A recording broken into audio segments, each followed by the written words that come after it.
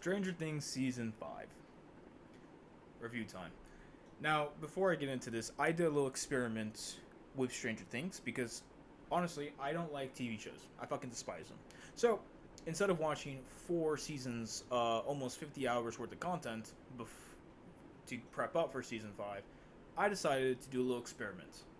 The experiment was I don't want to watch 4 fucking seasons, I just want to get into this one season. So, Season 5, I started from Episode 1, Chapter 1, to the finale. I only know that. Now, I do know, the keynotes, the cliff notes of Stranger Things in general. It's only the biggest modern show of the fucking 2010s, and of course I know the shit. I've seen reviews, I've seen theories, videos, and all that stuff about it, so the only thing I haven't really seen was the actual show itself. Now, if that's like a problem in general, I don't care. Who cares? Because a lot of the key elements for the plot points in Season 5 were talked in dialogue or flashback scenes, so that tells me I can criticize the shit of this show from the get-go. Correction. I can criticize the season from the get-go. I love geckos. I'm going to talk about the pros of Season 5. I think that's just a nice way to get it done with, so here is the pros. Number 1, Derek. Love the character. Pretty cool character, actually. Really funny. The only time I was laughing with the show. Holly. I think Holly was a pretty good character as well. Max was pretty entertaining to watch despite her unenergetic urgency to hurry the fuck up at times, but she was a pretty good character. Robin was actually entertaining this season. I don't know any other season technically, so she was really entertaining this season. Loved it. Awesome. What else? Santa. Santa was a great character. God, he was so cool. And then I would say, like, the ideas, like, for example, Vecna's idea, like, whole mind segment when Max and Holly are kind of going through his mind. Really cool idea, actually. Love that. The bridge section with the abyss, the bridge, and then Earth. Really cool, actually, idea, and I'm really happy they did show outside of it. Really dope looking visuals. The biggest problem with Season 5 was that they had great ideas, and then they just fell flat on them all. And that's moving on to the cons. So when it comes to the execution, the writing of everything, and I'm going to include dialogue in this, it was atrocious. Favorite example of this, Dustin and Steve. These two characters, I understand, are like the best of friends. They love each other. Great. I love the chemistry between those two. This season, they're just going at each other's throats. They fucking despise each other. Now, coming off the fact of last season, Dustin lost his friend Eddie. Eddie sacrificed his life to save everybody, including Dustin. His friend died in his arms, so Eddie died literally in his arms. His best friend is just treating him like dog shit. Just fucking going at his throat, blaming him for everything. So, in general sense is that the biggest villain in this show was Vecna. The next biggest villain was Steve, because he was just unnaturally a jackass to Dustin after all these traumatic events just happened to him. He's going to sit here and be like, hurry the fuck up, you're not my teacher, screw you, Like, it makes no fucking sense for Dustin to be getting this treatment from Steve when Steve literally fucking knows what he just went through. It makes no goddamn sense. Terrible dialogue, and anytime these two were on screen, I wanted them to get off my screen. Fucking terrible decisions with these characters. A lot of them just have the worst goddamn dialogue, the most empty goddamn dialogue. It's so boring to watch. Next one here is going to be characters. There's too many goddamn characters. I'll say that now. The characters in this season pretty much come down straight from the first season. When I look at the first season and see that main cast, and then I come look at Season 5 and look at the main cast, it is the same cast times 14. There is too many characters, and when there's too many characters in a story that should feel personal, you're going to have a lot of characters either doing nothing, taking up and stopping the pacing of the show, and then just doing nothing. There you go. So, for example, one of my favorite characters of all time, Jonathan. As a Jonathan myself, Jonathan in the show is fucking useless, such as me. He does nothing. Let me give you some examples of what he does. Number one, he argues with Steve about Nancy. Number two, he argues with Nancy about their relationship. And number three, do you like that? He's a prop. Get it? He does fucking nothing. Like a lot of these characters do. They stand there, they sit there, and they look like a goddamn prop because they do nothing. Too many characters are sitting there doing nothing. That's what happens when you have 1,500 characters that are not killable. These are gods at the end of the day. And a consistent thing I kept looking and comparing Stranger Things to was Infinity War. Yes, had 1,500 characters, but the best thing about having all these characters was having them all have what? The same motive. Stop Thanos.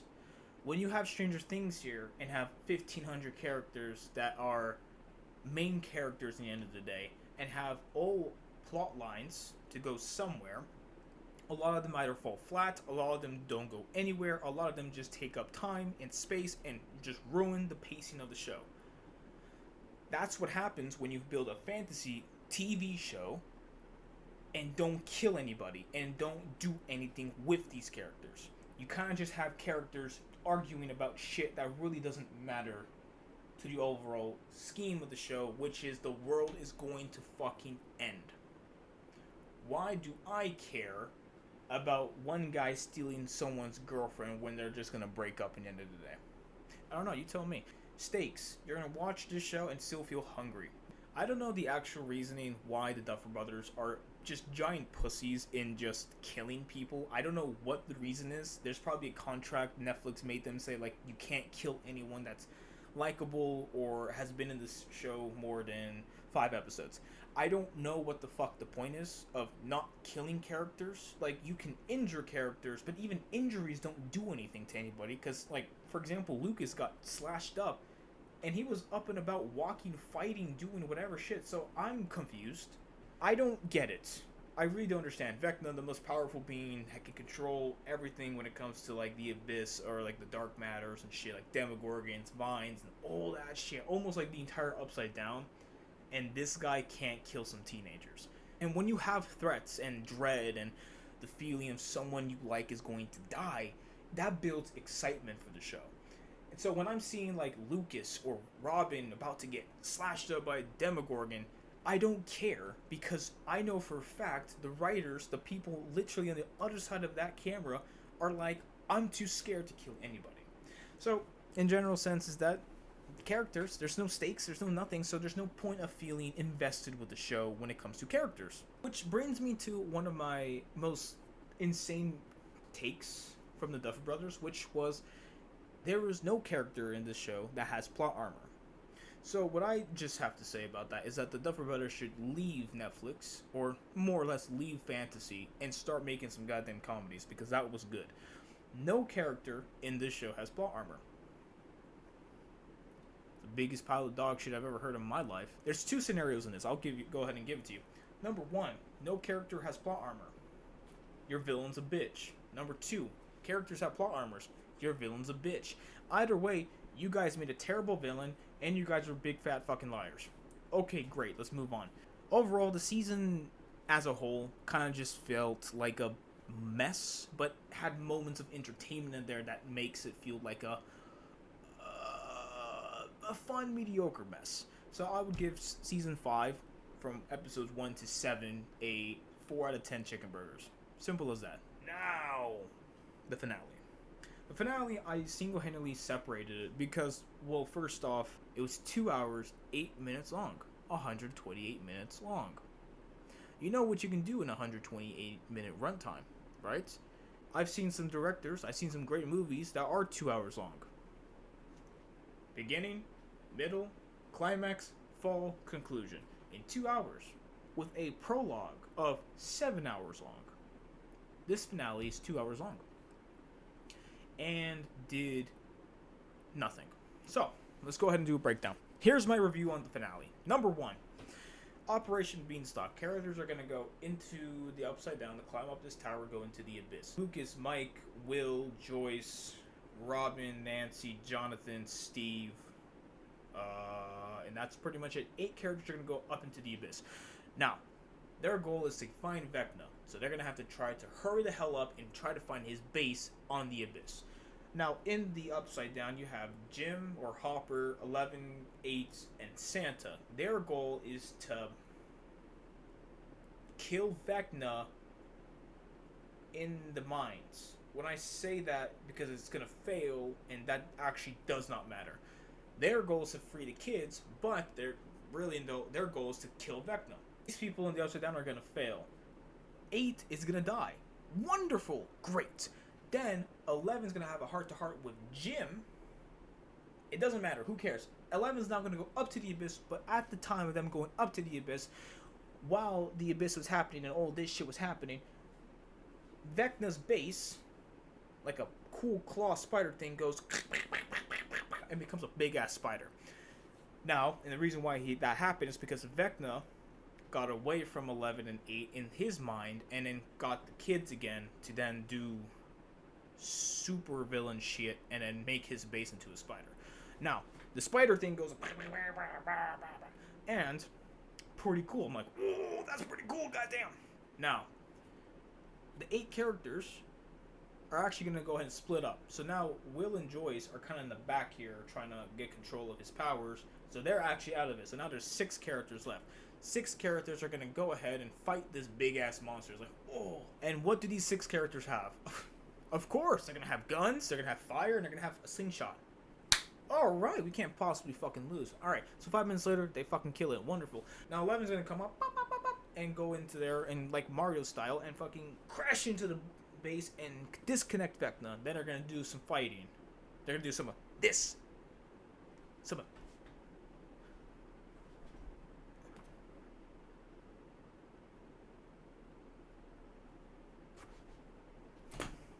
Vecna's going to do some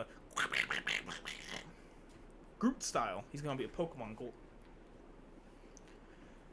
And then 11's got him at the wits. There's a big ass spike in the base. There's many spikes. 11's got Vecna going like this, like right there, like ah. Will is going to finally do something and then tap into his telemarketer powers and go and then connect with Vecna, disassociating him. And then 11 is going to go.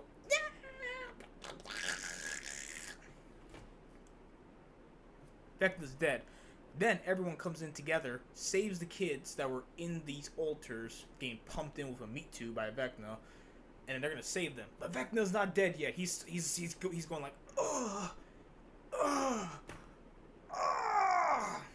So then Joyce comes into play, and it's like, you mess with the wrong family. And then goes at his head with an axe, going like, yeah. And then while she's doing that, there's like flashbacks of when Vecna was like traumatizing the families, not actually hurting anybody, but just traumatizing people in general.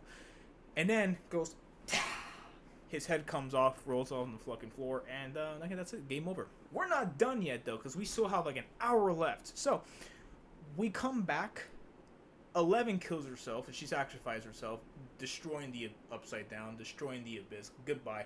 Now, okay, well, the military's done. By the way, I forgot to mention the military. The military's here. They do nothing. Wonderful. 18 months later, everyone is happy dandy.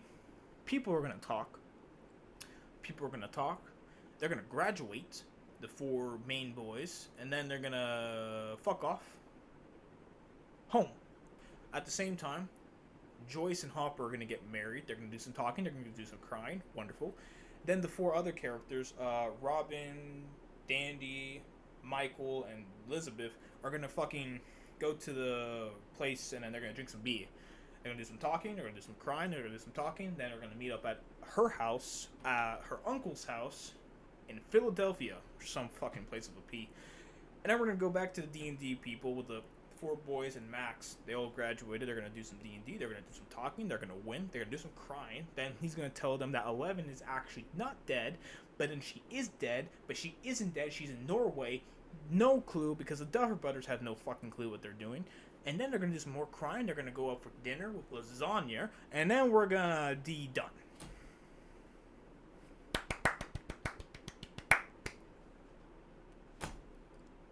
You like that?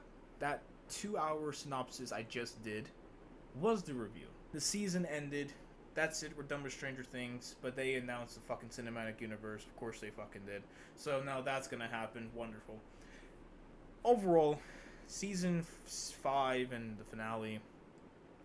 Overall, the show sucks. I don't like it. It's a heaping pile of fucking Demogorgon shit.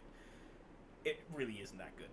That's just season 5, though. I'm gonna have to give it like around a 3 to 4 chicken burger scale because it sucks. Now, that's not me rating the show. I bet season 1, 2, 3, 4 are actually pretty good and entertaining. Season 5 just sucked.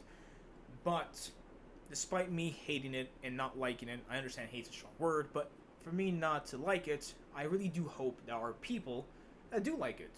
And if you do like Stranger Things, I don't care. If you liked season 5 and the finale and actually thought it was a good route to go in, I don't care. I'm happy for you. In general sense, I am hoping there are people that are happy with how this show concluded and how it went to make the Duffer Brothers feel like a success to me. Because if there are people who do like this, that tells me they did a good job.